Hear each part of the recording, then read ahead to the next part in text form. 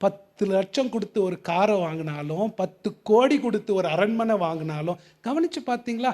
5 லட்சம் கொடுத்து ஒரு மொபைலை வாங்கினாலும் ஒரு மாசத்திலேயே சலிச்சு போல, ஒரு மாசத்திலேயே அது போர் அடிக்கிறது இல்லை, ஒரு மாசத்திலேயே அது சலிப்பு ஒரு பழகி போதே.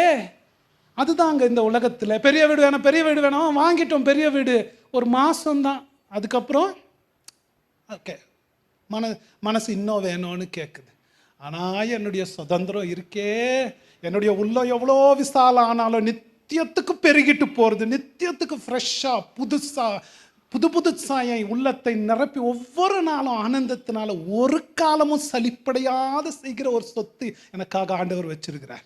அது விரிஞ்சுக்கிட்டே போவோம், பரவலாயிட்டே போவோம். என் உள்ளம் எவ்வளோதான் விரும்பிட்டோம், எவ்வளோதான் புதுசாக விரும்பிட்டோம், அதை எல்லாத்தையும் பூர்ணமாக திருப்தி செய்யக்கூடிய ஒரு சொத்து, வாடாத சொத்து, போரடி